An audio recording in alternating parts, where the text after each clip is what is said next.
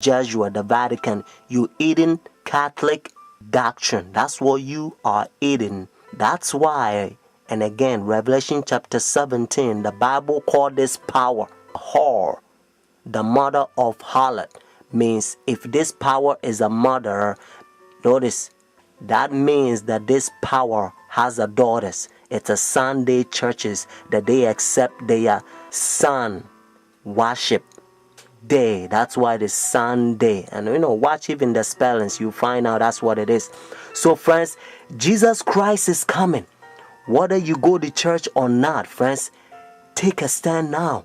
Saturday is the biblical day, the Sabbath, because God knows that in the end, the devil's going to make a lot of people forget the day. It's the holy day that they prove that he's the one who created heaven and the earth. Friends, that's why he began by saying, remember the Sabbath day to keep it holy.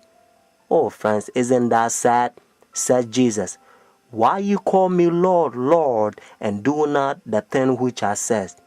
Says Jesus. These people confess me with their mouth, but their heart is far from me. Luke chapter 23, verses 50 to 56, and also Luke chapter 24, verses 1 to 3.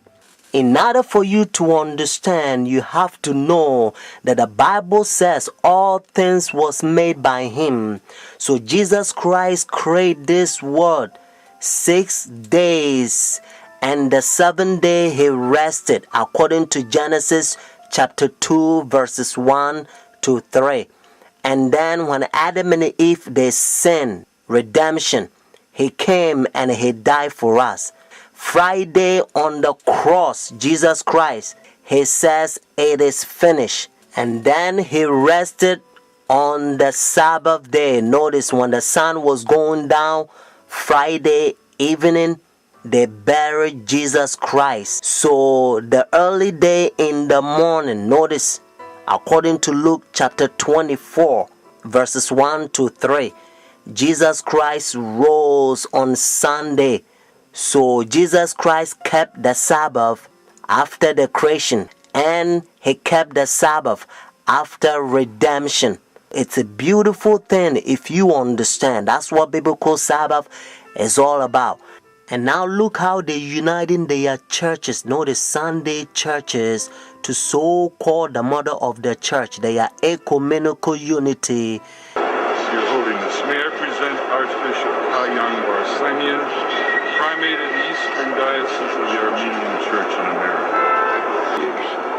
May I present Archbishop Yichen Akachi, the Legate and Ecumenical Officer of the Eastern Diocese of the Armenian Church in America and President of the National Council of Churches in the United States.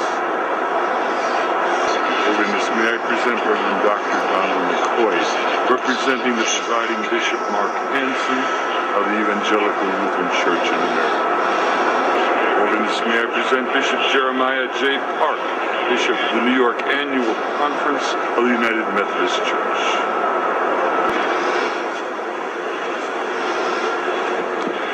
Your Holiness, may I present Reverend Wesley Granberg Michelson, the General Secretary of the Reformed Church in America.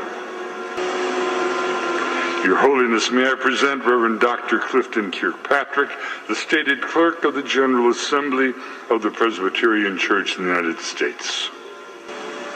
Your Holiness, may I present Reverend Dr. William J. Shaw, President of the National Baptist Convention, United States.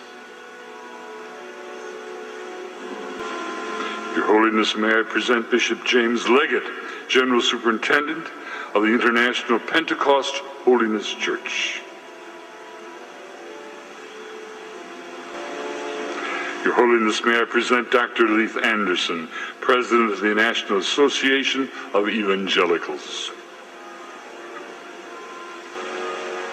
Your Holiness, may I present Bishop David H. Benke, President of the Atlantic District of the Lutheran Church, Missouri Synod. Your Holiness, may I present Reverend Dr. A.R. Bernard Sr., President of the Council of Churches of the City of New York. Your Holiness, may I present Elder Bernice King, daughter of the civil rights leaders Martin Luther King Jr. and Coretta Scott King. Your Holiness, may I present Reverend Jimmy Song Jilim, Executive Director of the Council of Churches of the City of New York. Your Holiness, may I present the Right Reverend Mark Sisk, Bishop of the Episcopal Diocese of New York.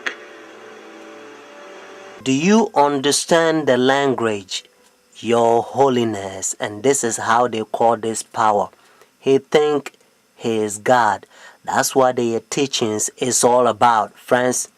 And you also know that when the religious leaders, when they come to meet this power, they wearing black, notice, dark color. They represent the sinners and he represent God. And now listen to what Bible says. This is the chapter, notice 2 Thessalonians chapter 2.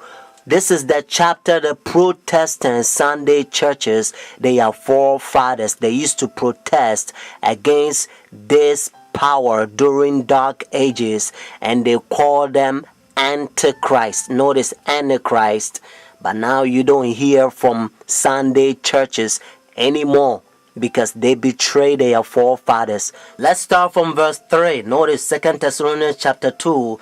Let no one deceive you by any means, for that day will not come unless the falling away comes first, and the man of sin is revealed, the son of perdition, who opposes and exalts himself above all that is called God, all that is worshipped, so that he sit as God in the temple of God, showing himself that he is God.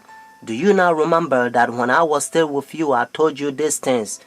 And now you know what is restraining, that he may be revealed in his own time. Notice what it says in verse 7. For the mystery of lawlessness is already at work. Only he who now restraining will do so until he is taken out of the way. And then the lawless one will be revealed, whom the Lord will consume with the breath of his mouth and destroy with the brightness of his coming. The coming of the lawless one is according to the working of Satan, with all power, signs, and lying wonders, and with all unrighteousness, deception among those who perish, because they do not receive the love of the truth, that they may be saved. Friends, I urge you to call this number and order your own book. And the name of the book is The Great Controversy. Notice, The Great Controversy. And by the grace of God, you're going to become a better Christian.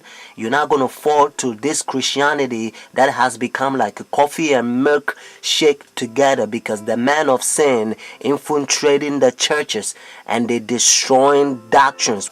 The phone number here is 856-503-5893. One more time, 856-503-5893, friends.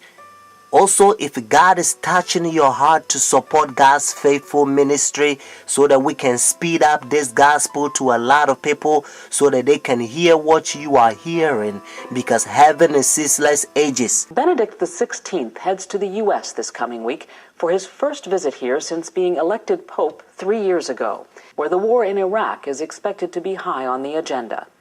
On Friday, Benedict travels to New York, where he will address the United Nations General Assembly. The UN event was his original reason for coming to the U.S., and many experts believe that speech could be the most important of his trip. Kim Lawton takes a look at the unique role the Pope and the Vatican play on the world stage. Soviet leader Joseph Stalin was once questioned about the influence of the Vatican. Stalin is famously said to have replied, "The Pope, how many divisions has he got?" The answer, as it turns out, is more than Stalin and many others might have guessed. Experts say the Pope and the Vatican wield considerable global influence. They don't have economic engines they have to feed. They don't have armies. They don't have land. The Vatican is only 106 acres.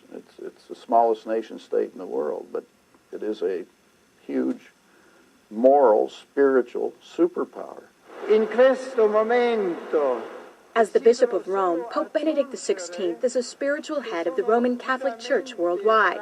But he also wears another hat, head of state for the independent territory of Vatican City and the Catholic Church's government, called the Holy See. It's the tension between those two roles that actually gives him a resilience on the international stage, that he doesn't just speak for a geopolitical unit, but also for a demographic within the world. The Holy See has played an active global role for centuries. It has permanent observer status at the United Nations and has all the rights of full UN membership. The Holy See has formal diplomatic relations with 177 countries around the world, including the U.S. Ambassadors, called apostolic nuncios, represent the Holy See from embassies like this one in Washington, D.C. The U.S. has sent an ambassador to the Holy See since 1984. The current U.S. ambassador at the Vatican is Harvard law professor Marianne Glendon, who took up her post in February. James Nicholson held the position from 2001 to 2005. I always said I